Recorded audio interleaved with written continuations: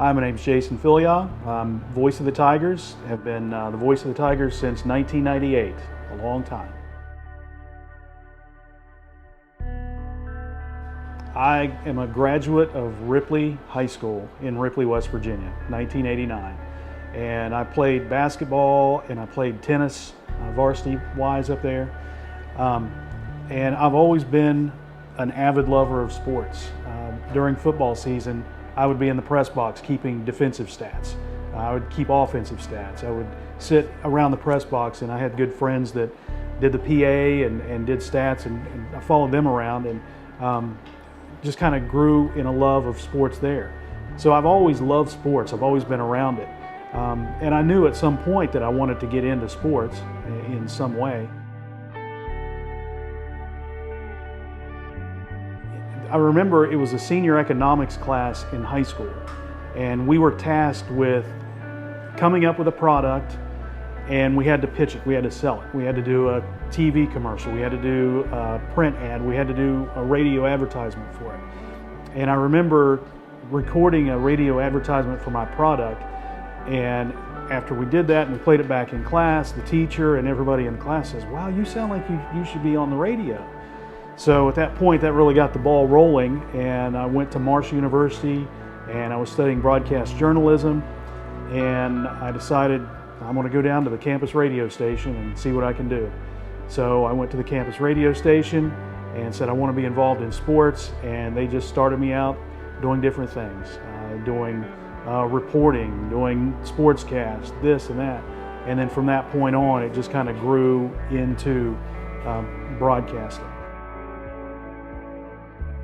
We had a lot of different stations that covered high school sports, and one of them was WIRO in Ironton. Rick Maney, a longtime play-by-play voice of the Tigers, he was doing the games then. I was doing games for another station. And Rick took another job in Portsmouth as a general manager for a radio station. And they asked me, said, "Well, would you like to do the Ironton games?" And yeah, sure, why not? So off I came, and I remember it was the summer, maybe the summer of 90, well, maybe it's 98. I remember coming over and talking with Mike Burchin, the athletic director at the time. And we just had a little conversation, and I said, "What do you expect from me? What do you want?" And he gave me a couple of things that I kind of stored away and remembered, and we went from there. So from that point on, here I am, all these many years later, and here I am still in the press box.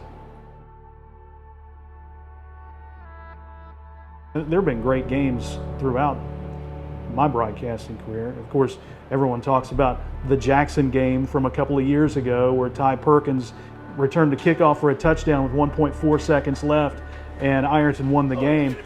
Look at him go! Ty Perkins! Touchdown!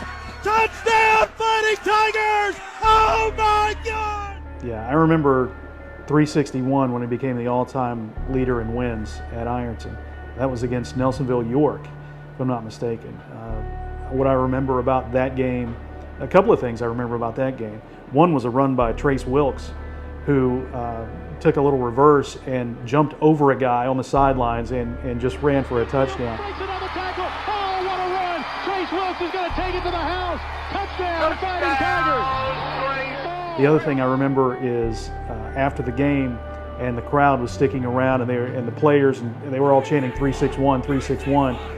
Fireworks were going off, and Coach Lutz on the field, just not talking about himself, which is the way he always was. He said, "No, it's about the players. It's about the guys that have helped me along the way, the coaches," and that's what he was about. But for him to do it that long, just a tremendous career, and the field's named after him, and I think rightfully so, just because of the impact he had on the lives of youngsters here in Ironton. 1999 was a very special year. We know there's a lot of talent on that team, but the Valley View game is the one that stands out to me the most. And Ironton got down, goodness, they were down 21-3 at one point at halftime, And I remember the quarterback from Valley View, he got hurt, and that kind of changed the way that their offense played. But that was the game where Jason Harmon had a huge game. And I remember he had a couple of touchdowns, and one was on a reverse. Harmon's got some room on the near side. Harmon across midfield. Harmon across the 40, breaks a tackle. He's to the 30, down to the 20, the 15, cuts back. He's still on his feet. What a run! What a run! Touchdown! Touchdown, Fighting Tigers! Quite a few games that really stand out that I remember most. You know, you're starting in 2024 without a conference, which means you're going to be playing an independent schedule. Now you're still going to have your Portsmouths and Gallia still on the schedule. Wheelersburg is staying on there, but it gives you a chance now to expand and play games like at Marshall University in front of you know, a big crowd, in front of you know, college coaches on a college atmosphere, and I think you'll get to see you know, the Ironton fans will travel regardless of where they play. They'll go. They'll show up and they'll cheer on their Fighting Tigers. But you see the rise. State championship game 3 of the last 4 years. Who's done that?